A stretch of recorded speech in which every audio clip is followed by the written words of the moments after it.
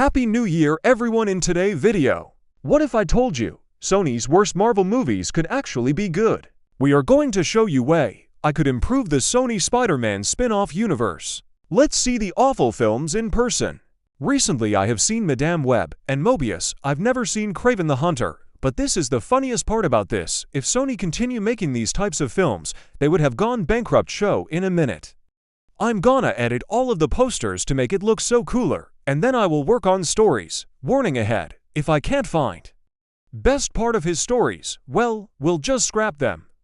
Because I have found two best ways to mend two of Sony's films, the third one I can't. Reason why I don't have any idea, because the film was written so badly. That second reason why I can't make it, because it is a story that nobody knows about. This movie was trying so hard to make the story about the web of time, and the story was probably made for the Spider-Man Across the Spider-Verse. But Sony didn't like it, so they just wanted to make a story that they didn't know anything about the characters. Okay, I have got a movie idea for my other work, which has been out since 2014. Amazing Spider-Man 2 will have to be made better. Okay, part 1, The Amazing Spider-Man 2. Now look, I wanted to love these movies. The characters are cool, the actors are great. But somehow, the movies felt messy, over-serious, and kinda forgot how fun comics are. I know there was too many villains, and they ruined it with too many characters, but I will just focus on the main villain and Spider-Man and his girlfriend and aunt. Maybe you remember Tobey Maguire films. They are brilliant. We're gonna drop that into Andrew Garfield's version of which film, and people will slowly enjoy Andrew Garfield's Spider-Man 2. Got it. Here's the Amazing Spider-Man 2 brilliant version, with Harry Osborn removed, Gwen Stacy removed. MJ Mary Jane Watson replaces Gwen. Electro is the only villain. Cleaner, emotional, Spider-Man accurate story. Core dynamic, Peter Parker, torn between being Spider-Man and wanting a normal life. MJ Watson, grounded, emotionally intelligent, challenges Peter without needing danger. Electro Max Dillon, a mirror to Peter, power without responsibility or connection. Act 1 friendly neighborhood setup. Opening swing improved, Spider-Man saves people across NYC. Stops robberies, helps civilians, cracks jokes. Voice-over of Peter, everyone sees Spider-Man. Nobody really sees Peter Parker. Peter and MJ new relationship. MJ is sharp, funny, honest, not impressed by excuses. She's not a scientist or in danger all the time. She's Peter's emotional anchor. MJ, you disappear when things matter. I just want the truth. Peter can't give it. ACT to Electro rises, Max Dillon rewritten. Oscorp maintenance engineer, keeps the city running invisibly. Fixes what others break, he wants to matter. Spider-Man saves him early on, briefly acknowledges him. That moment means everything to Max. Act 3 a hero vs reflection, Electro emerges. Electro isn't evil, he's hurt. Electro. You get cheers for stopping disasters. I stopped one and got erased, Spider-Man realizes. Ignoring people can be as dangerous as hurting them. MJ figures it out naturally. No forced reveal, she notices patterns. Bruises, disappearing. MJ, you don't vanish because you don't care. You vanish because you care too much. Peter finally tells her the truth, she chooses to stay. Act 4, the final battle. Power plant finale, Spider-Man vs. Electro. MJ helps from a distance, coordination, evacuation, grounding Peter emotionally. She's never helpless, but she's also not reckless. Spider-Man tries to save Max, not destroy him. Spider-Man, I saw you. Before any of this, Max hesitates, but the damage is already done. The cost, Spider-Man saves the city, barely. Max is defeated, not killed. He's alive, forced to face what he became. Peter survives, but emotionally broken. Ending who Spider-Man is. Peter almost quits, the weight is too much. He considers walking away. MJ's final scene, MJ doesn't beg. She doesn't guilt him. MJ, you don't owe the city your life.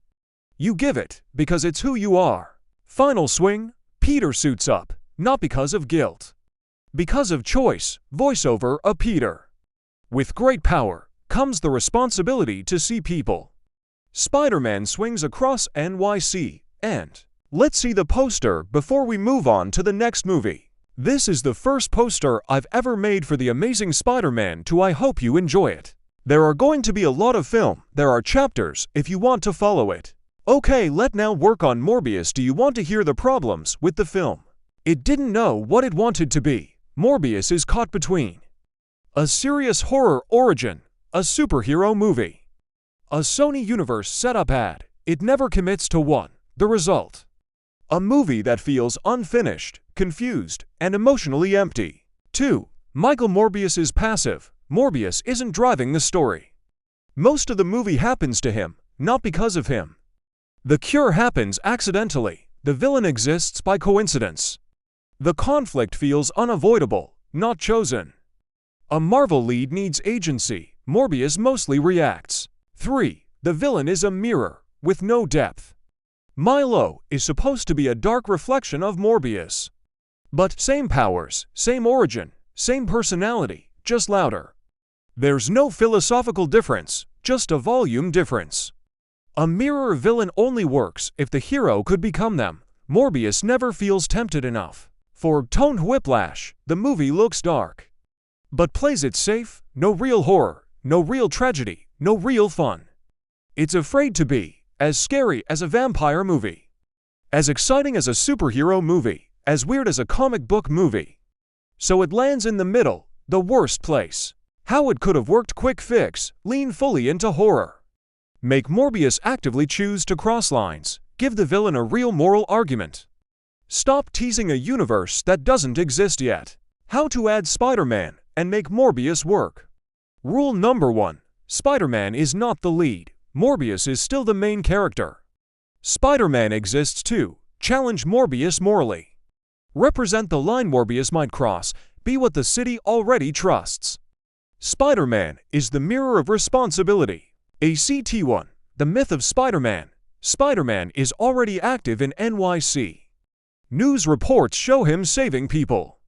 Morbius watches from the shadows. Morbius quietly.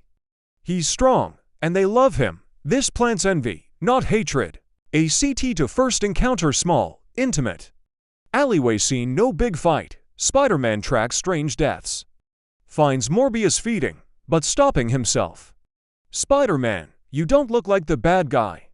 Morbius, then leave, before I am. Spider-Man lets him go, a mistake that haunts both. Act 3. Ideological conflict. Spider-Man believes power means protecting others, no matter the cost. Morbius believes survival comes first.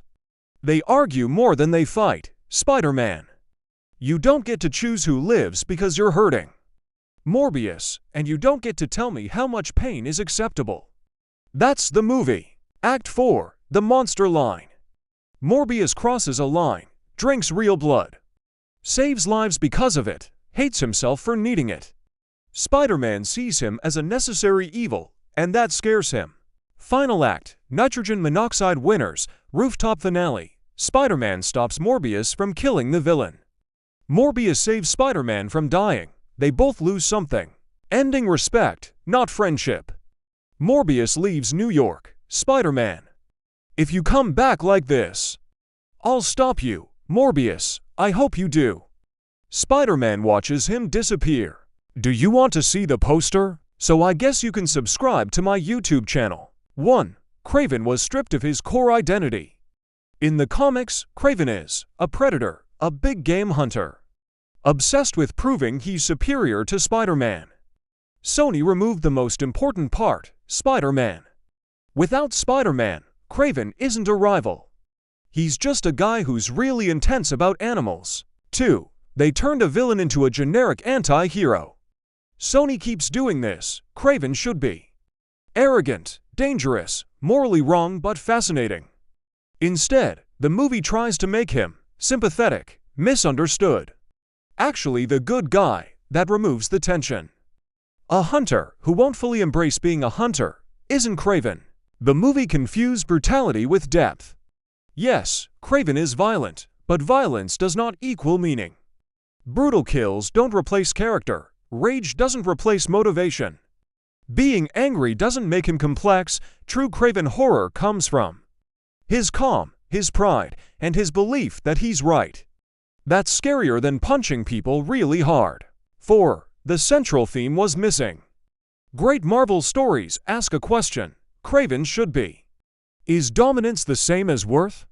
Does strength give you the right to judge others? Instead, the movie focuses on family trauma, revenge, random criminal plots. Nothing ties back to hunting Spider-Man, which is the point. 5. Another Spider-Man villain without Spider-Man. This is the recurring Sony mistake. Craven, Morbius, Venom early on, Madame Web. They all orbit a hole where Spider-Man should be. These characters were designed to test Spider-Man's morality, challenge his ideals, reflect his choices. Without him, they feel incomplete. 6. The movie feels like setup, not a story. Just like Morbius, teases a bigger universe, holds back character choices, avoids committing to villainy. It feels like wait until the next movie where it gets good. That movie never comes. The core problem the same every time. Sony wants Spider-Man characters without Spider-Man, while avoiding Marvel Studios' tone and still building a universe. That's an impossible balance. How Craven could have worked. Quick fix. Make Spider-Man the goal, even if he's barely seen. Let Craven fully embrace being a villain. Turn the story into a psychological hunt. Make Craven lose and love it. Craven doesn't need redemption, he needs obsession.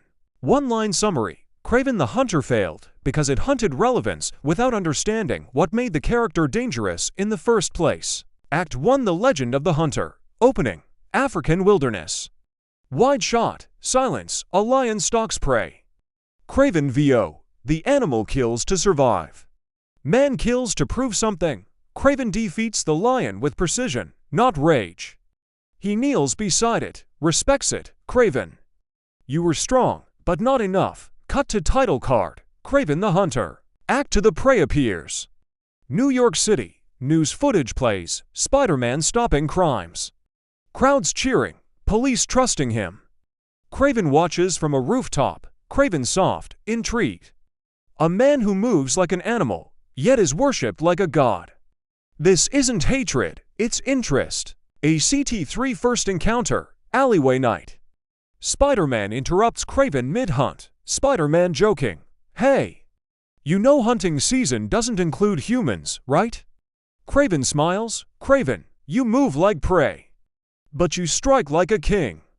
They fight. Short, brutal, grounded. Craven holds his own. Craven lets Spider-Man escape. Spider-Man.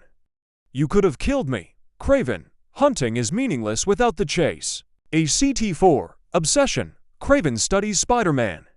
His mercy, his restraint, his refusal to kill. Craven VO. He has power, and wastes it on mercy. Craven upgrades himself. Potions, rituals, animalistic enhancements. He is choosing to become less human. Act 5. The Hunt. Central Park. Night. Craven lures Spider-Man. No civilians. No spectacle. Just a hunt. Craven nearly wins. Craven calm. Proud. You are strong, but you are weak by choice. Spider-Man hurt. Furious. No. I'm strong because of my choice. Spider-Man finally goes all out, but still doesn't kill. Craven is defeated. A CT6 Craven's victory. Craven is broken, bleeding. Smiling. Craven, you defeated me. Without becoming me. Spider-Man. That's the point. Craven laughs. Craven. Then you truly are the greatest hunt of my life. Police arrive. Craven does not resist. Ending. Legend, not redemption. Craven in prison, writing in a journal. Craven VO. I did not win. But I proved the hunt still has meaning. Spider-Man watches the city from a rooftop. Spider-Man VO. With great power comes the responsibility to stop people like him. Final shot. Craven closes his eyes, satisfied. END. Here is the poster for the show. In the next video, I will be sharing more film, which needs to be improved by stop motion. I'll see you in the next video. If this video becomes popular, I will share with you how to do it the stop motion, and we are going to release as a long YouTube videos. I will have a little bit more time in my office. Bye.